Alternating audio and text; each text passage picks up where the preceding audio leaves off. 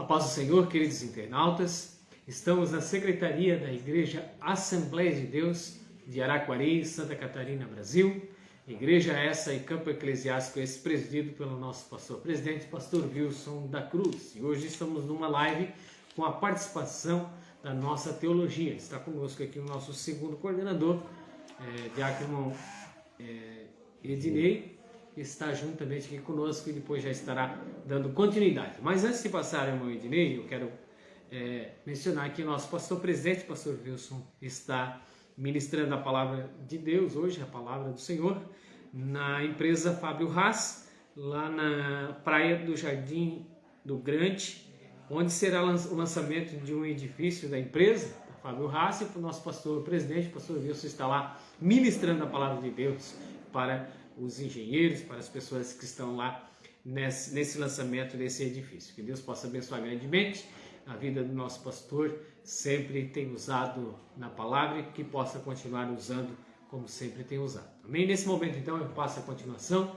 dessa live ao Diácono Ednei, que está dando continuidade, que é o nosso segundo coordenador da nossa EBD. Tenham uma boa live, que Deus abençoe a todos.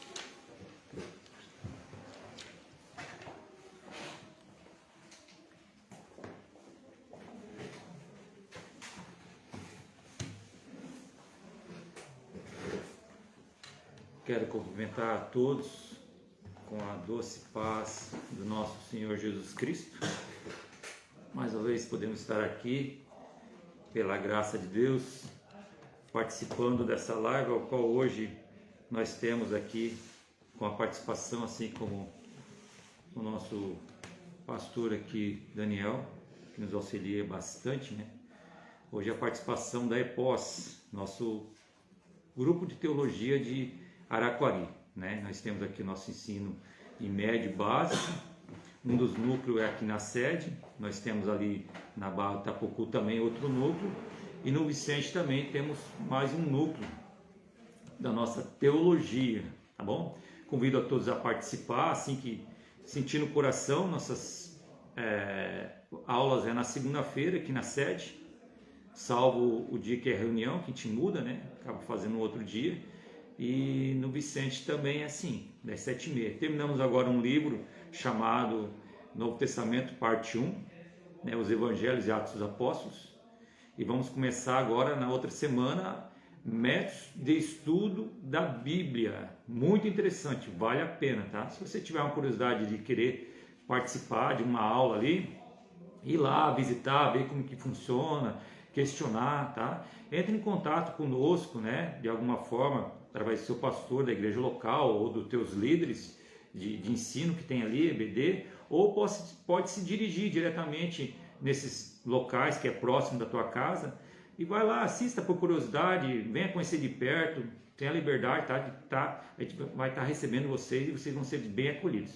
Amém? Começar a nossa aula hoje, ou nossa live, né? Eu quero, pela parte de Deus, a misericórdia dele, compartilhar com vocês um estudo a respeito de tudo que a gente está, vamos dizer assim, mapeando nessa nossa EBD, né? Eu quero aproveitar esse ensejo e trazer algo, né, que a EPOS, a nossa teologia, possa complementar, já que a nossa EBD também está com um acervo bem interessante, tanto na lição como no livro, né, que fala sobre o Deus que governa o mundo e cuida da família, né? Eu creio que ele está sendo bem mapeado, né, pelos nossos professores da IBD. E agora domingo vai ter a aula, né, aula 9, né, vai falar ali a conspiração, né, de Ramã.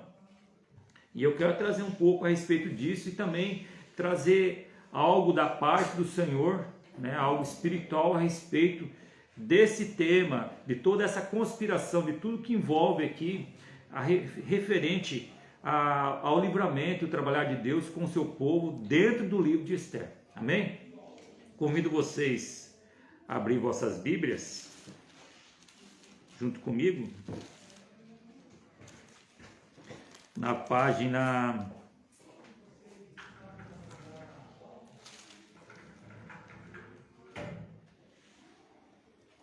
'Deixa eu pegar aqui.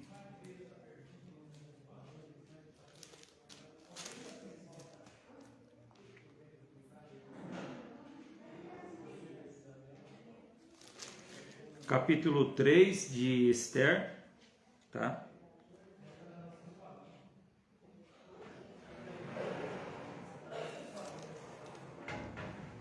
Versículo 13, amém?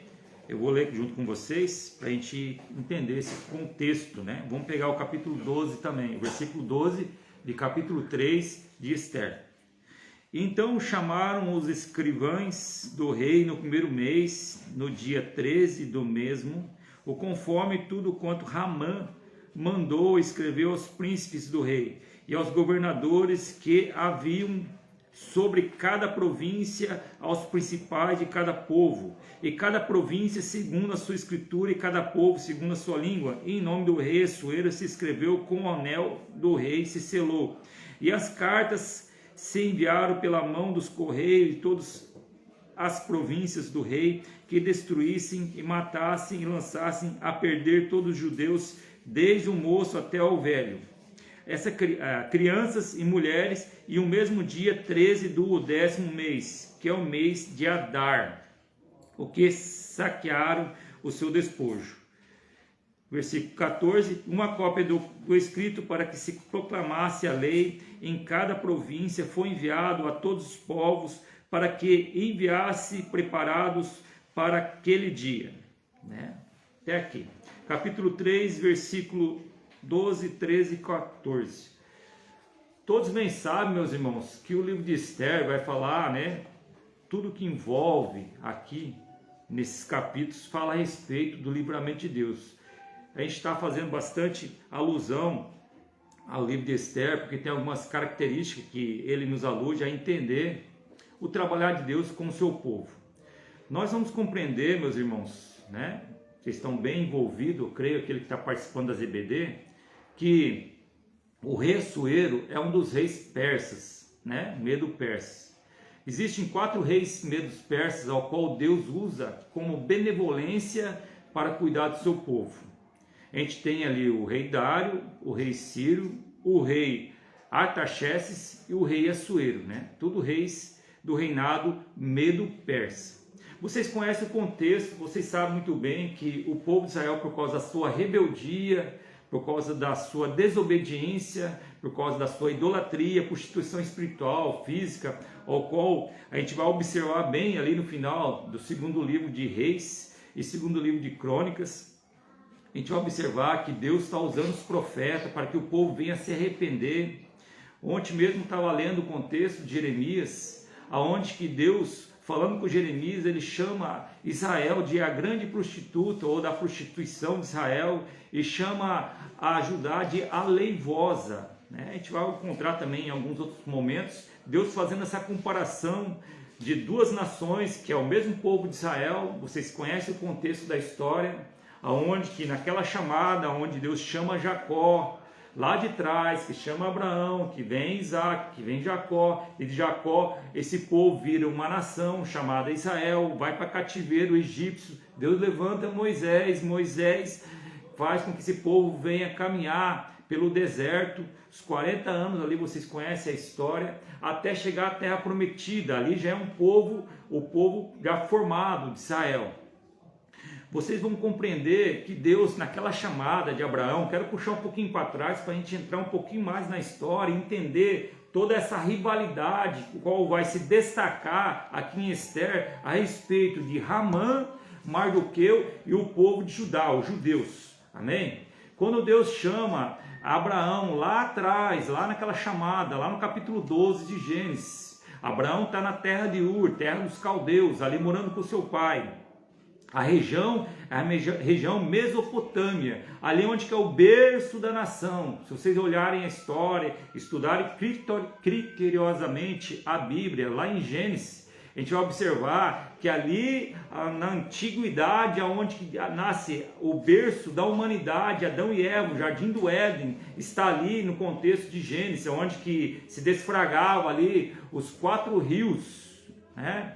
O rio Euquedel, que é conhecido como também rio Tigre, Eufrates, Pison e Sison. Está no comecinho de Gênesis ali, 4 rios. Depois do dilúvio, meus irmãos, a gente vai observar que só 2 rios vão estar destacados, o rio Eufrates e o rio Euquedel, como é chamado no livro de Daniel, só que é o rio Tigre, amém? Então Deus tem uma chamada com Abraão, ali já nos capítulos 11, 12 de Gênesis, chama Abraão para uma promessa, para levar ele para uma terra onde ele não conhece, desconhece essa terra, e faz uma promessa com Abraão, que dele sairia nações, sendo Abraão já de idade avançada e sua esposa também. Ali a gente abre um contexto a respeito da nomenclatura do nome Abraão, tá? O nome Abraão nem sempre foi Abraão, foi Abrão, tá? O nome dele vem ser, né, codinomado por Deus, porque tinha uma promessa. Então, de Abrão, tá, passa para Abraão, quer dizer pai de nações, tá? No hebraico é Avararão, amém? Pai de nações, tá? Avararão, tá? No hebraico, a pronúncia desse B de Abraão se pronuncia com V. E ali Deus faz uma promessa e Abraão, pela fé, ele vai. Vocês conhecem todos os percalços que acontecem no roteiro, aonde vai se revelar Deus na vida de Abraão. Não quero me aprofundar muito ali, mas a gente vai entender, meus irmãos, que a promessa ela se cumpre em Isaac, né? Daí ele vai sair a geração do povo de Israel. Mas também com Isaac nasce Ismael, meus irmãos, para que a gente possa compreender, aonde a gente possa estar ponteando. Eu quero trazer aqui algumas informações a respeito disso. Ali também nasce Ismael. Vocês conhecem a história, Abraão e Sara desobedecem, não sabem esperar, daí Sara oferece a sua serva, que é Agar, de Agar nasce Ismael. Ismael é o primeiro que nasce, mas o filho da promessa entre Sara, que era Sarai, e Abraão é Isaac, amém? Então de Isaac vai nascer também Esaú e Jacó. Isaac casa com Rebeca, e dos dois nascem os gêmeos. Ali já começa a apontar para nós a promessa de Deus. A Bíblia vai dizer que os filhos de Abraão seriam tantos, mas tantos, que se fosse comparado com a areia do mar ou com as estrelas do céu, não se poderia contar de tantos que seriam. E na verdade isso veio a acontecer, é fato, meus irmãos. Por quê? De Isaac vai nascer o povo eleito de Deus, que é o povo de Israel e Judá. Mas de Ismael também nasce uma outra nação, que é os ismaelitas. Também tem 12 príncipes, assim como Jacó também tem 12 filhos. Amém? Ao qual vão formar toda a nação de Israel, né? Os 12 estados que formam Israel naquele princípio onde Israel ainda era unificado. Amém, meus irmãos? Então ali a gente está vendo que já nasceu duas nações, já tem duas nações. A promessa que Deus falou, que Abraão seria pai de nações, ele já tem duas nações que são as suas proles. Ismael vai nascer a geração que vão se chamar os ismaelitas, né? Esses 12 príncipes. E de Ismael vai nascer a nação chamada árabe, tá bom? Nós vamos chegar lá para a gente também entender um contexto que vai desfragar, né, a fé do povo ismaelita, que vai virar os árabes. Amém? De Isaac, meus irmãos, vai vir Jacó e Esaú. Tá? Esaú também vai receber o nome de Edom, que quer dizer vermelho, o mesmo nome de tradução para Adão, tá? Adam, tá? Edom. Quando acontece o contexto onde a primogenitura fica ali, vamos dizer assim, em jogo perante Jacó e Esaú, porque a promessa da bênção era para o filho primogênito, amém? Quem nasce primeiro é Esaú, então ele é o dono da promessa. Mas Jacó nasce por segundo, né? A palavra Jacó ou Yaakov, quer dizer aquele que vem agarrado no calcanhar, já tinha uma promessa já no ventre de Rebeca. Ali já estava anunciado que o mais velho seria o menor. Amém? Mas no desfragar de todo o contexto bíblico, a gente vai entender que Deus trabalha de forma correta e perfeita. Aleluia. Mesmo que o homem venha fazer alguns erros, falhar, fracassar, né? Como a gente ouviu na mensagem, né? Algumas vezes, Deus faz o bom, né, ser perseverante e virar o bem, porque na mão de Deus todas as coisas são possíveis. Mesmo com a desobediência de Jacó, né, enganando ali naquela situação de tomar a primogenitura, e Esaú também merecendo perder essa primogenitura, porque naquela oferta, aleluia, daquele prato de lentilhas ali, ao qual ele fez aquele refogado ali, Esaú não hesitou em segurar a promessa, automaticamente aceitou a proposta e acabou trocando a sua bênção, né? Esaú fracassou ali também. Mas a gente vai observar, meus irmãos, que Jacó, recebendo a promessa, e a promessa estava sobre ele, nessa situação, nesse contexto, onde que Deus permite, meus irmãos, vontade permissiva de Deus, a gente vai observar que houve ali uma rixa entre Edom, que é Esaú, e Jacó. Nessa rixa que prolonga por muito tempo, e Jacó chega até a fugir para Padã Arã, que Deus manda ele para lá, vocês conhecem o contexto da história. Lá ele faz um altar, levanta um altar, ali ele põe uma pedra, chama o lugar de Betel, casa de Deus, onde que ele vê aquela visão maravilhosa ali, daquela escada, onde descia e subia anjos, né? Já há uma profecia a respeito de Cristo ali, nesse contexto, ao qual lá na frente vai ver Jesus Cristo falando com um dos seus discípulos lá a respeito disso, aquele discípulo que acabou, vamos dizer assim, quando Felipe chama ele para ver, né? Ver lá no capítulo 2 de João, aquele discípulo incrédulo, né? E chama ele, pode vir alguma coisa boa de Nazaré? Daí Jesus Cristo aparece e chama o nome dele, né? Vamos até observar aqui nesse contexto, quero abrir junto com vocês para a gente fazer esse paralelo. Quando a gente observa ali, meus irmãos, Jesus Cristo chega ali e chama ele pelo nome, né? Capítulo 2 de João, se vocês quiserem abrir junto comigo, só para a gente puxar esse gancho.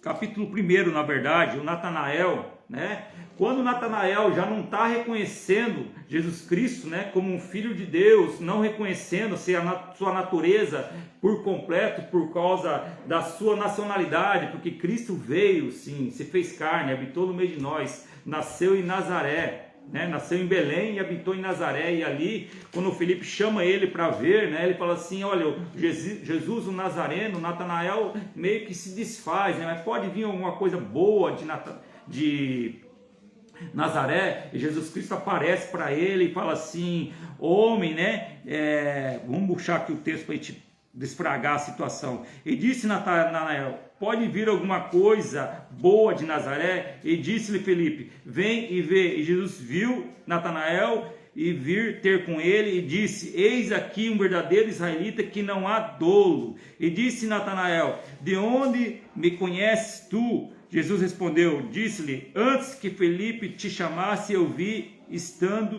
tu debaixo da figueira. E Natanael respondeu e disse, Rabi, tu és filho de Deus, tu és o rei de Israel. Jesus respondeu e disse, porque te disse, viste debaixo da figueira, crês? Coisas maiores do que estas verás. E disse-lhe, na verdade, digo que daqui em diante vereis o céu aberto e os anjos de Deus subindo e descendo sobre o Filho do Homem, que é Jesus Cristo, a promessa, o poder de Deus, a glória de Deus sobre o Filho, ao qual vem cumprir o papel de salvação a nossas vidas, né? A todo aquele que crê, morrendo por nós na cruz. Quando então, meus irmãos, aqui está em capítulo 1 de João, tá? Quando está lá Jacó e ele faz aquele altar, ele tem essa visão, meus irmãos, Deus manda ele voltar lá na frente, quando a gente vê todo o contexto da história desenrolar, ao qual a Bíblia vai nos revelando, Esaú, ele vem até Jacó e perdoa, amém? Ele perdoa esse irmão. Só que de Esaú nasce a nação, os Edomitas, né? E nasce mais uma figura icônica nesse contexto, para a gente compreender lá em Esther, que se chama Amaleque. Amém? Estão comigo? Estão acompanhando? A gente está trazendo a história desde lá de trás, mas Deus está dando graça para nós, né? Uma mensagem bem elástica, né? Para a gente possa compreender por que existe tanta essa rivalidade de Ramã com o povo de Judá, ou judeus. Daí, meus irmãos, Amaleque é um neto de Esaú. Olha só que interessante, meus irmãos. Acontecem duas situações muito parecidas. Os irmãos se perdoam, os pais, vamos dizer assim, mas os filhos ficam com aquele rancor, com aquela mágoa. Eles não perdoam, eles guardam aquela mágoa, a ponto de guardar uma vingança.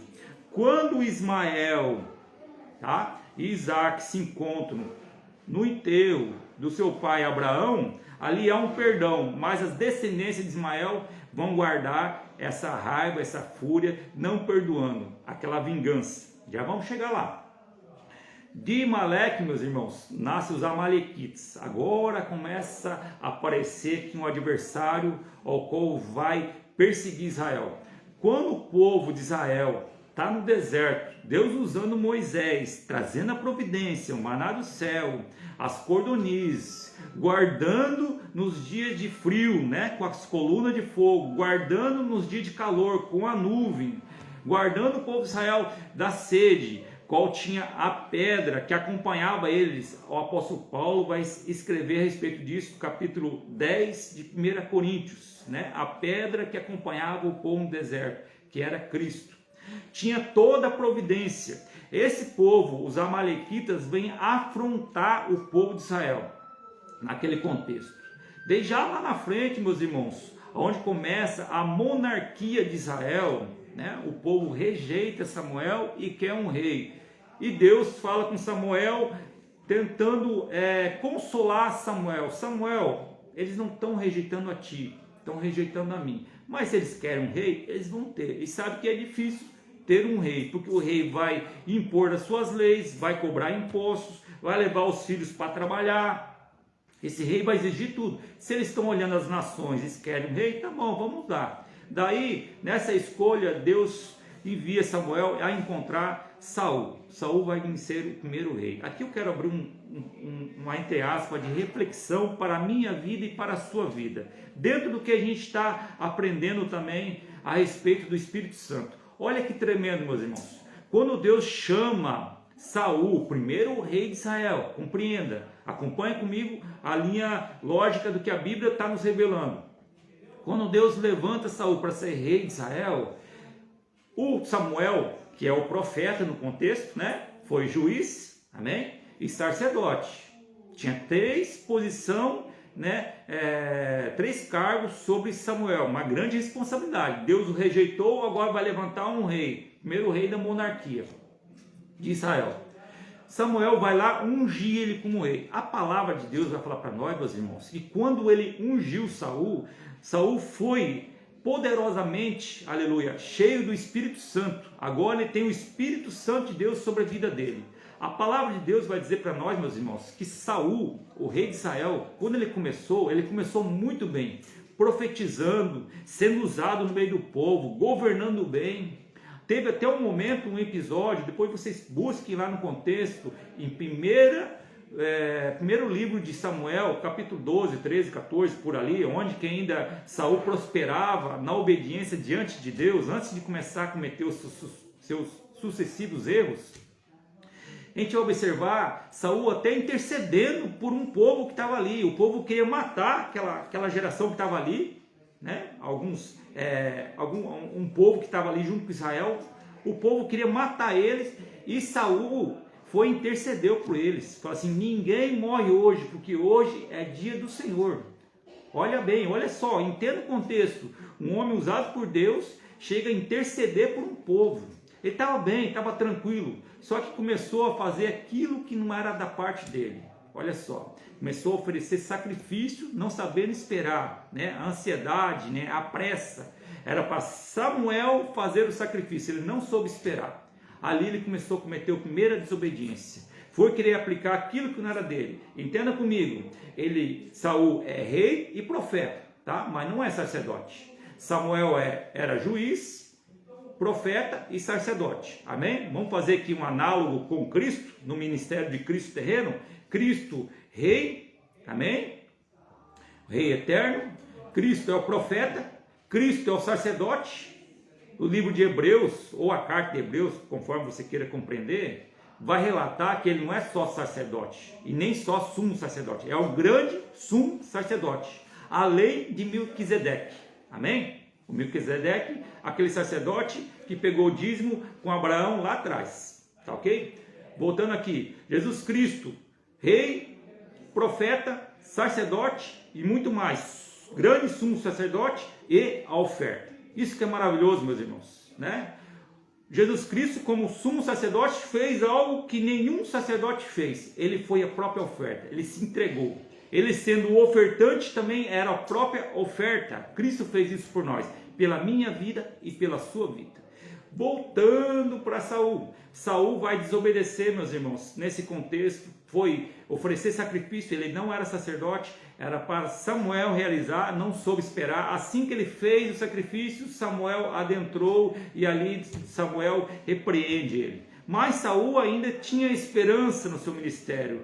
Bastava ele se arrepender, se humilhar e perseverar em obediência. Mas não, Saul continuou a desobedecendo, né? E vocês sabem o contexto. Saul foi desencambando e se perdeu, né? O contexto da Bíblia vai dizer que ele se atacou sob uma espada lá no meio daquela guerra, onde Davi já estava apontando já para ser rei, sendo ungido como rei numa parte, depois foi ungido como rei integralmente.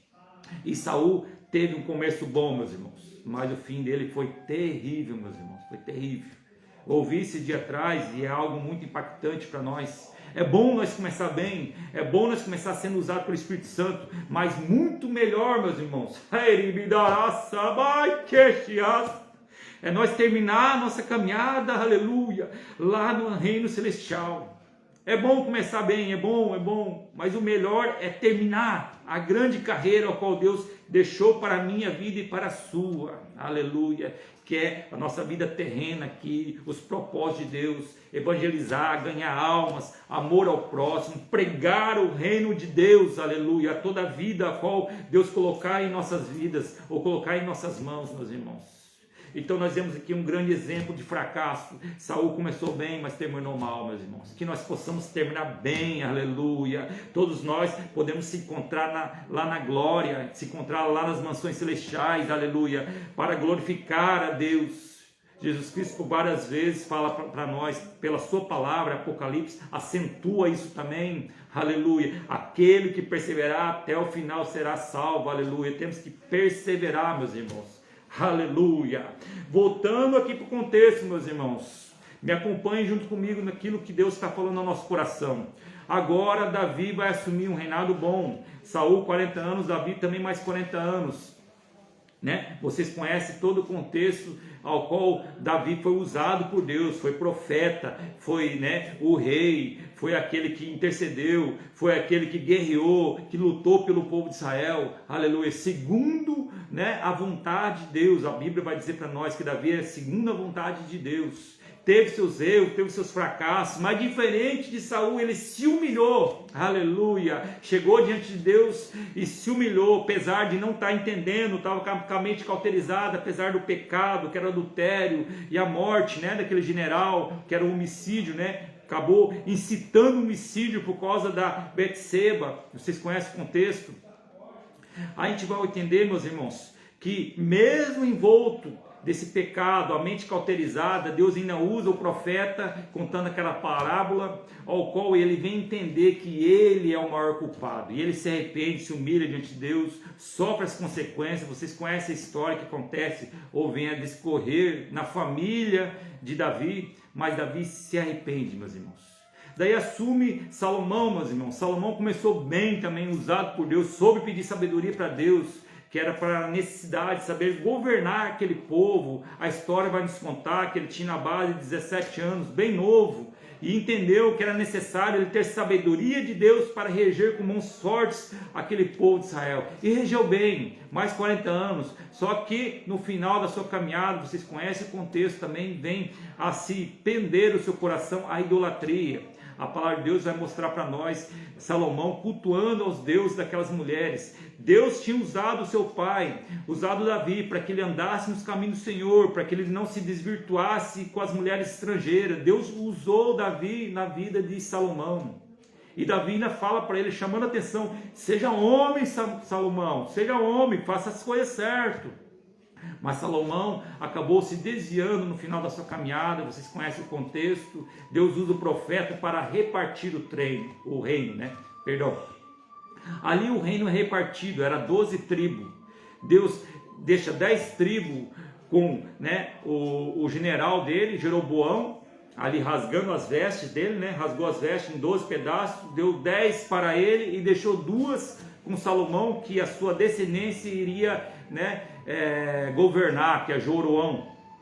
E ali com Judá e Benjamim, que acaba virando o reino do sul, ou seja, Judá e a capital Jerusalém, e o reino do norte, Israel, com a capital Samaria. Amém, meus irmãos? Agora está caminhando 2 nações. E essas nações, entre reis, uns fazem certo, outros fazem errado. Outra hora o povo está se arrependendo, está andando nos caminhos do Senhor. Outra hora está servindo a outros senhores, em idolatria. Vai se desfragando o contexto. E Deus usando os profetas, usa o profeta Isaías por várias vezes. O profeta Isaías, além de ser conhecido como profeta messiânico, aquele que vem anunciar mais a respeito da promessa, né, de Jesus Cristo, o Mashiach, né, Yeshua HaMashiach, que é o Cristo Salvador, ou Messias, ou aquele que seria enviado.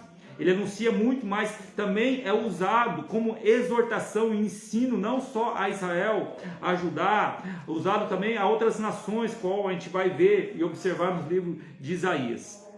Mas mesmo assim o povo ainda pende a pecar. Daí, no contexto de Jeremias, meus irmãos, onde que ele vai ser profeta no reinado de Zedequias, Joaquim e de Josias, meus irmãos. Esses 3 reinados foram reinados terríveis. Deus usando Jeremias para o povo se arrepender, para o povo voltar a guardar um ano sabático. Vocês conhecem o contexto dessa teologia. Os 70 anos de cativeiro babilônico são referentes a 490 anos ao qual eles deixaram de guardar o ano sabático. Amém? Deixaram de guardar o ano sabático, refletindo em 70 anos. Cada 6 anos tinha que guardar um ano para que a terra viesse a descansar. Era uma ordenança de Deus.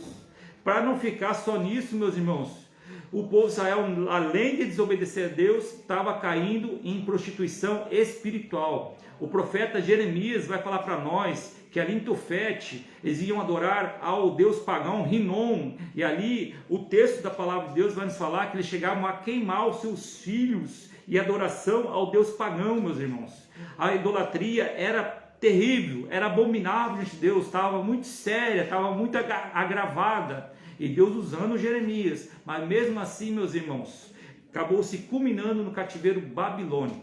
Amém, meus irmãos?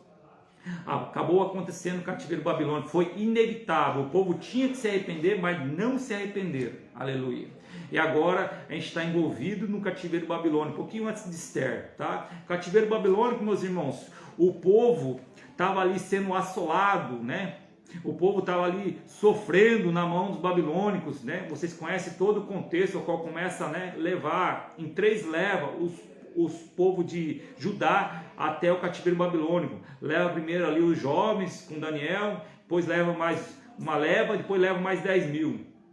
Nesse contexto que leva o povo cativeiro, o profeta Ezequiel vai junto. Segundo a história, vai nos narrar que Ezequiel, ele é contemporâneo de Jeremias, né? Como se fosse Jeremias um pouquinho mais velho, mas de Daniel eles têm a mesma idade. Agora a gente está no contexto de cativeiro babilônico, meus irmãos. Olha que interessante. Mesmo o povo tendo que passar pela justiça de Deus, pela desobediência, 70 anos de cativeiro, Deus ainda não abandona o seu povo. Deus usa Daniel dentro do palácio do rei como referência do povo de Deus, andando em obediência, recusando os manjares. Deus usa Ezequiel ao lado do rio Quebar, que é uma vertente do rio Ilquedel, que é o rio Tigre. Tá? É como se fosse a periferia de todo o contexto onde que se desfraga ali a Babilônia, dominando toda aquela religião. Então Ezequiel está profetizando ali, Deus está usando a boca dele para falar para o povo se arrepender. Deus está usando Jeremias em Jerusalém ainda. Jeremias é o mais velho, ele não vai, né, dar continuidade muito longa dentro dos 70 anos. Mas te vê que Deus usa 3 profetas ainda para falar com o povo de Israel. O povo se arrependa. E Deus ainda usou Jeremias, falando assim, olha, vocês vão ficar muito tempo lá, conquiste terrenos, façam famílias, tenham filhos, porque 70 anos é irrevogável. Deus falou, 70 anos, vocês vão ficar lá, submissos à autoridade do imperador estrangeiro e pagão, meus irmãos. Vocês conhecem toda a história, não quero entrar aqui no contexto de Nabucodonosor, nem do seu filho, de todo o que se envolve no livro de Daniel. Eu quero chegar lá até Esther para a gente compreender. Daí, meus irmãos, Deus usando esses profetas, agora Deus ainda vai usar Deus vai usar ainda os imperadores Medo-Persa na benevolência de cuidar do povo de Israel. Compreenda junto comigo, meus irmãos. Eu estava aqui até com um contexto aqui aberto, se vocês quiserem abrir lá em Isaías 45, para vocês verem como que Deus é onipotente, todas as coisas estão sobre as mãos de Deus, aleluia, tudo está no controle de Deus. Lá atrás, meus irmãos, praticamente 150 anos atrás, basicamente, Deus já estava usando Isaías e profetizou a respeito de Ciro, capítulo 44, versículo 28 e versículo 1 de 45, tá? Se vocês quiserem abrir aí, Isaías, capítulo 44, versículo 28 e capítulo 45, versículo 1. Amém? Olha só. Que diz de Ciro, é o meu pastor, e cumprirá tudo o que me apraz, dizendo também a Jerusalém, se edifica ao templo, funda-se, ou funda-te, ou seja, construa. Assim diz o Senhor ao seu ungido, a Ciro, a quem como pela sua mão direita para bater as nações diante da sua face, e soltarei os lombos dos reis para abrir diante dele as portas, e as portas não se fecharão. Aleluia. A promessa, olha como que Deus é poderoso. Deus está profetizando através da boca de Isaías, um imperador estrangeiro, pagão, por nome de Ciro, 150 anos antes. E essa profecia, meus irmãos, ela vai ser registrada novamente, testificando a promessa de Deus, lá no capítulo 1 de Esdra, tá? Quando está no cativeiro babilônico, meus irmãos, Deus usa os medos persas para invadir. Vocês conhecem o contexto onde Belsassar, o neto de Nabucodonosor, está usando os utensílios do templo para blasfemar, profanar contra as coisas de Deus. Daí Deus usa naquela visão a mão escrevendo na parede, Daniel acaba interpretando e a justiça de Deus cumpre-se nesse momento, se combina ali. Deus liberta o povo do cativeiro babilônico pelo Império Medo-Persa. Agora começa a desfragar o contexto que nós chamamos pós-babilônico. Nós vamos ver ali Ciro com Esdra, vamos ver Artaxerxes, um rei benevolente com Neemias, e nós vamos ver o rei Assuero com Esther. O que eu compreendo, meus irmãos, em todo esse roteiro qual nós estamos aqui observando? Aleluia, Jesus. Quando acontece o período pós-cativeiro babilônico, Deus está restaurando tudo. Deus usa Esdra, Zorobabel, Josué para construírem ou reformarem o templo. Amém? Eles vão reformar. Esdra fica com compromisso, como escriba também, aleluia, vem com compromisso de organizar os livros do Senhor, a palavra de Deus. Começa ali um canon, um dos canons dentro do cativeiro babilônico, pós-cativeiro babilônico, agora no período onde que Esdra está reformando, restaurando o templo. Nós temos Neemias cuidando da cidade, aleluia. Ele vem restaurar os muros, a porta. Deus está restaurando tudo. Ali Deus usa, tanto no livro de Esdra, os profetas e Neemias, para que o povo venha se arrepender. E o povo se arrepende, meus irmãos, verdadeiramente. Eles se humilham, aleluia. Eles choram prantos diante de Deus e se arrependem. Ali é uma lição valiosa, meus irmãos, que nós vamos compreender. Quando eu observo todo esse contexto, como nós já falamos, desfragando na história, meus irmãos, antes do cativeiro babilônico, 70 anos do cativeiro babilônico, agora pós-cativeiro babilônico, a gente observa que Deus prepara uma estrada, pavimenta uma estrada, aleluia, para restaurar todas as coisas para o povo de Israel, aleluia, porque agora é um povo que se arrependeu. Mas entenda comigo, a maior vontade de Deus não era só restaurar o templo, restaurar Jerusalém, aleluia, reorganizar, ou trazer, ou repatriar todo o povo. A vontade de Deus dentro de toda essa trajetória era alcançar o coração do homem caído, aleluia, Jesus. Fazer com que o povo de Israel compreenda que o que eles estavam cometendo era abominável, aleluia. Toda a idolatria, todo o pecado. Alguns vão dizer para nós hoje, meus irmãos, alguns estudiosos, alguns teólogos, historiadores, que a partir do momento do cativeiro babilônico foi tirado esse pecado tão horrendo do coração do povo de Israel, que era idolatria. Aleluia. Diz que de cativeiro babilônico até hoje, meus irmãos, você não vai ver uma idolatria sobre o povo de Israel. Pode ser que haja assim em focos, né, bem isolado, mas o contexto geral, aleluia, a parte maior do povo de Israel que estava ali afundada na idolatria, esse pecado Deus arranca neste momento do povo de Israel. Ele se arrepende. Deus trabalha em todo esse território, toda essa caminhada para chegar ao coração do povo de Israel. E o povo se arrepende, aleluia, Jesus. O povo se humilha, entende que só existe um Deus, aleluia, o Criador de todas as coisas. Quero trazer aqui para nós, meus irmãos, dentro desse contexto, que da mesma forma Deus trabalha no coração perdido, um afastado, um desviado, meus irmãos. A grande pavimentação a qual Deus trabalha é a palavra de Deus, essa estrada pavimentada. O caminho é Jesus Cristo. Quem nos guia por essa estrada pavimentada, que é a palavra de Deus, é o Espírito Santo de Deus, aleluia, Jesus. Da mesma forma, Deus trabalha no coração daquele que está afastado, meus irmãos. E o compromisso é meu e seu hoje, de pregar o Evangelho e anunciar a todas as nações. Quero fazer aqui uma pontuação a respeito de evangelizar. Nós já vamos chegar lá em Esther. Tem um paciente, nós vamos chegar lá. Lá, quando Jesus Cristo fala para os discípulos, vós serão as minhas testemunhas. Essa semana eu até comentei na nossa epós, meus irmãos, ser testemunha de Cristo, meus irmãos, vai muito mais além de uma testemunha qualquer, como a gente vê por aí, alguém que viu um acidente, ou que viu um assalto, né? Depois convocado, olha, você viu, você é testemunha, sim, que vai lá e fala o que aconteceu. Quando Jesus Cristo chama nós para ser testemunha, é muito mais além do que isso, meus irmãos. Esse testemunha que Cristo fala e está dizendo assim, vós serão a minha testemunha, vós serão os meus representantes aqui na terra. Aleluia. É muito mais que testemunha, meus irmãos. Representar Cristo na terra. Esse é o dever da igreja. Paulo vai dizer que nós somos embaixadores de Cristo. A carta ao qual Pedro vai escrever, ele vai trazer alguns nomes ali para nós. Nós somos sacerdote real, povo eleito, nação santa, povo escolhido, aleluia, povo peculiar, meus irmãos. Nós representamos Deus aqui na terra. Amém?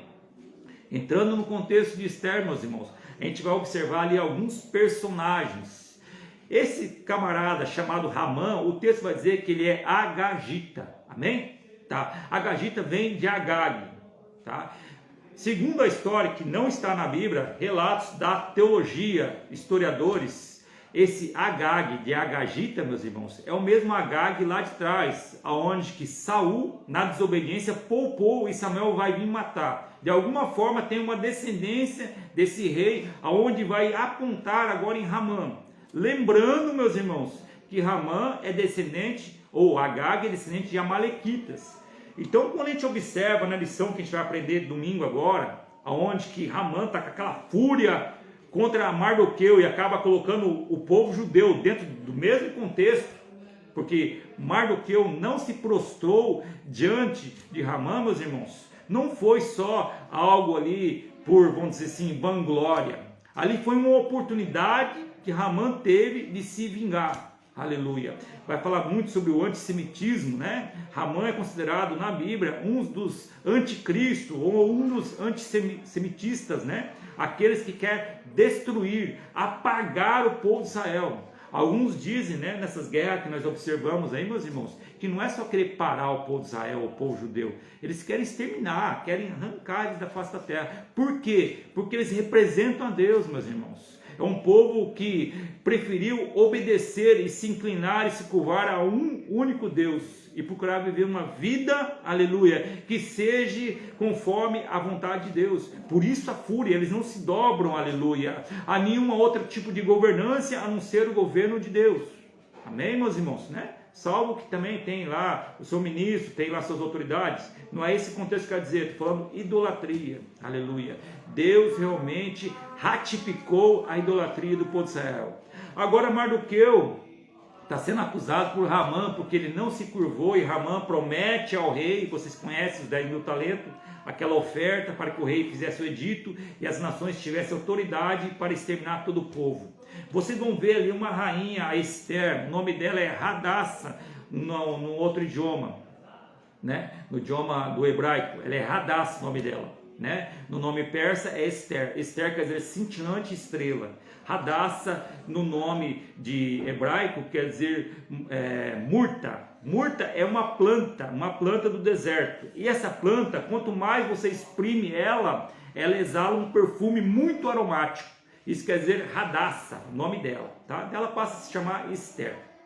Esther, quando a gente olha para o contexto ao qual nós vamos observar, nós vemos uma mulher obediente. Aqui eu quero trazer alusão para nós, meus irmãos, entender, né, alguns tipos de igreja, tá? Quando a gente vê a Vasti não obedecendo o rei, nós vemos aqui, eu quero fazer algo espiritual aqui da parte de Deus. Nós vemos uma rainha que desobedece o rei. Aqui nós poderíamos colocar essa rainha como aquela igreja que não obedece, tá? A rebelde.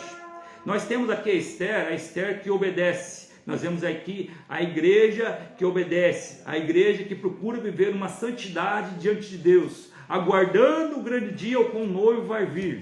Amém, meus irmãos? Vão junto comigo nessa espiritualidade. Mardoqueu, a gente vê ele como o Espírito Santo de Deus, porque ele aconselha essa igreja, ele aconselha a Esther a fazer o que é certo.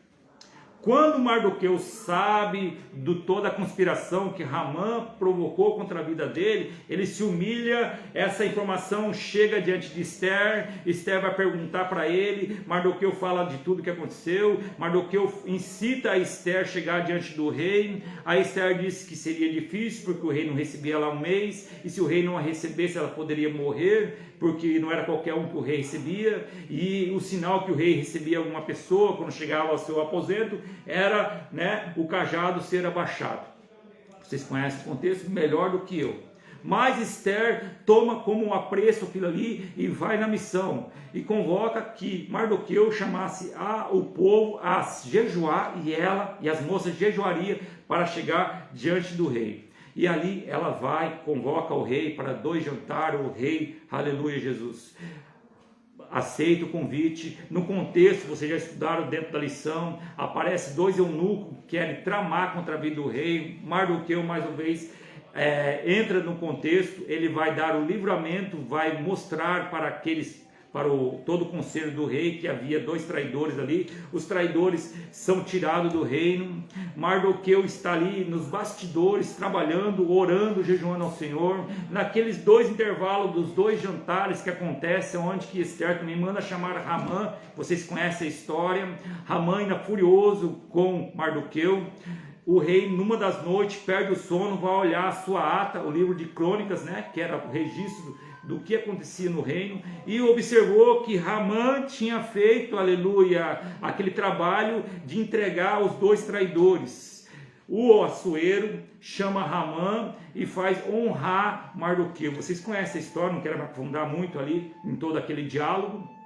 Ramã passeia com Mardoqueu, agora honrando, e nesse contexto, nesse intervalo, meus irmãos, quando Ramã vai até a sua casa, os seus amigos, Izeres, agora eu quero trazer aqui uma terceira igreja, amém? Vasti é a igreja que não obedece, Esther é a igreja obediente, Izeres é a igreja falsa, tá? A Zeres, que é a esposa dele, aconselha a fazer ali uma forca, né? Enforca ele, faz uma forca muito alta.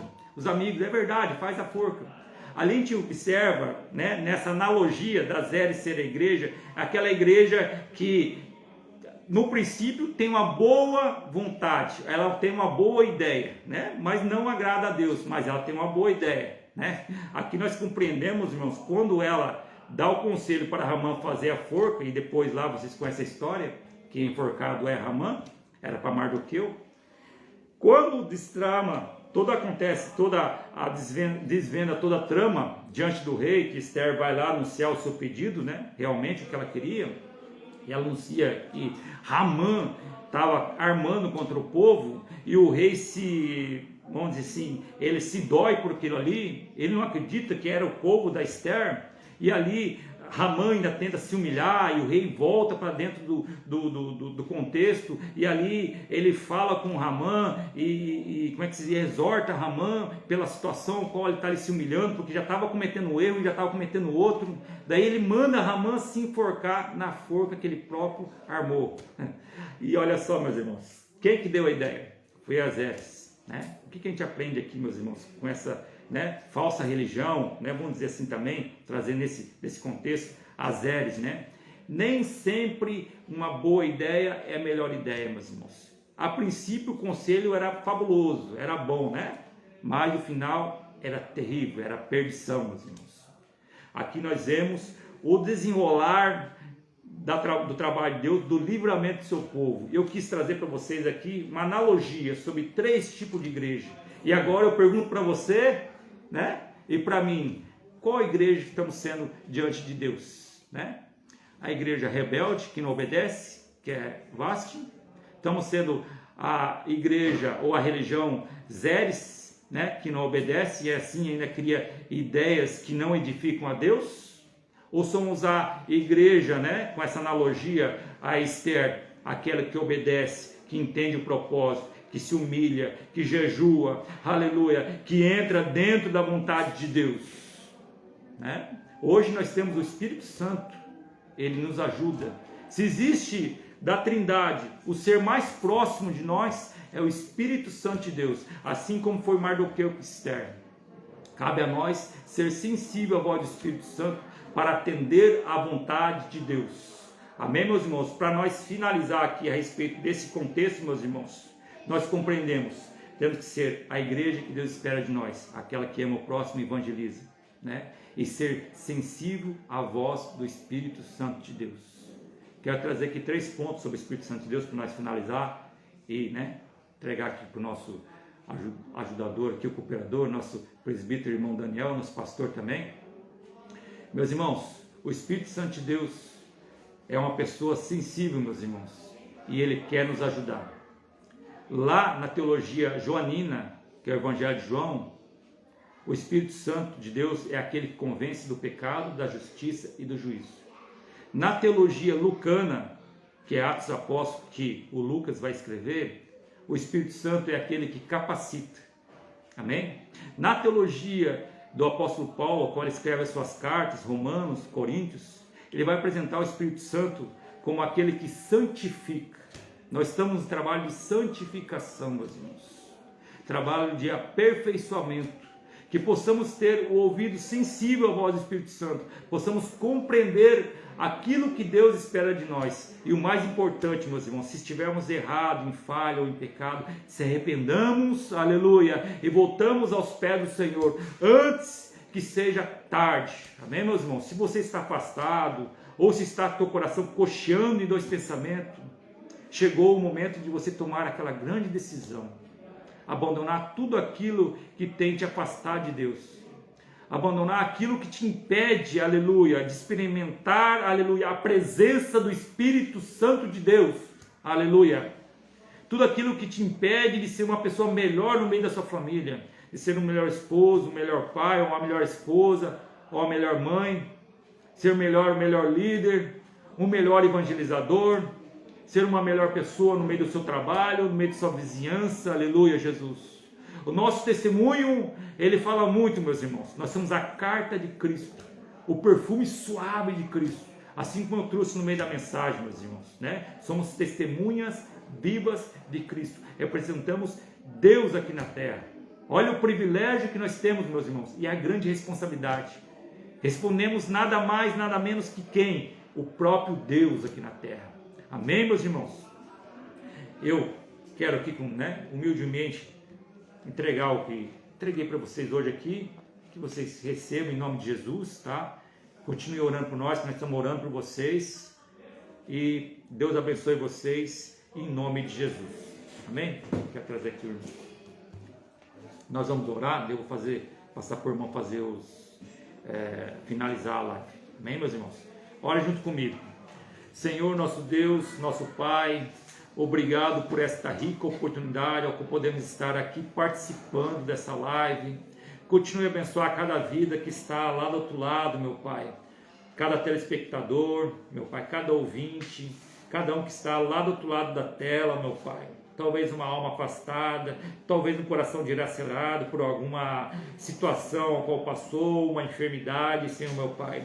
Eu quero profetizar sobre essas vidas, em nome de Jesus, uma providência, um milagre, que o Senhor venha entrar, Senhor meu Pai, com a resposta, vem colocar por terra toda dúvida no coração, quebrar todas as maldições, toda palavra contrária, Senhor meu Pai. Faz a obra por completo, meu Pai. Abençoa o nosso evangelismo ao qual nós estamos aqui participando, meu Pai, todo o campo de Araquari. Abençoa o nosso culto ao ar livre que vai ter aqui no Recanto dos Pássaros, que cada um possa vir aqui conosco, vai ser domingo, a partir da 13h. Abençoa que haja almas para o seu reino, meu Pai. Abençoa grandemente nosso pastor Wilson, toda a sua equipe, sua família, todos os nossos pastores. Abençoa, Senhor meu Pai, aquele que está enfermo, meu Pai, aquele que está no presídio, no hospital. Usa a tua igreja, meu Pai. Assim nós lhe pedimos e desde já agradecemos em nome de Jesus.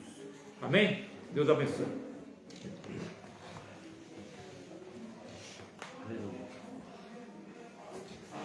Amém, queridos? Ouvimos uma palavra maravilhosa aí do nosso segundo coordenador e professor da Escola Teológica aqui no campo de Araquari.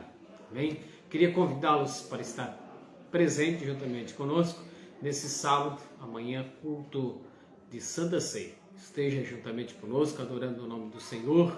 Você vai ser abençoado. E a transmissão da nossa live já às 19h30 já abre com o primeiro louvor e você pode acompanhar juntamente conosco ali, tá bom? Domingo pela manhã nós temos a Escola Bíblica Dominical, domingo à noite culto da família e domingo à tarde, às 13 horas, nós temos um grandioso culto ali na Praça do Recanto dos Pássaros. Esteja juntamente conosco, participando a nível campo. Em nome do nosso pastor presidente, estamos aqui fazendo convite a você para estar juntamente conosco ali, fazendo parte desse grandioso evangelismo que estamos aqui no campo de Araquari. Sempre que podemos, estamos indo, evangelizando e você é o nosso convidado a se engajar nesse grandioso trabalho que é da igreja. Amém? Domingo à noite, culto da família. Segunda-feira temos a nossa grandiosa reunião de obreiro. Vocês estejam juntamente conosco, em convite do nosso pastor presidente, convocando os obreiros para estarem presentes juntamente conosco aqui no nosso templo sede. Amém? Se Deus é por nós, quem será contra nós? Se o inimigo das nossas almas atravessar, a igreja passa por cima, em nome de nosso Senhor Jesus Cristo. Amém e amém. Que o amor de Deus, a paz de nosso Senhor Jesus Cristo e a comunhão do Espírito Santo esteja com todos e todos dizem amém. Amamos vocês, sabe por quê? Porque Ele nos amou primeiro. Que Deus possa abençoar grandemente a tua vida, no nome de Jesus. Amém.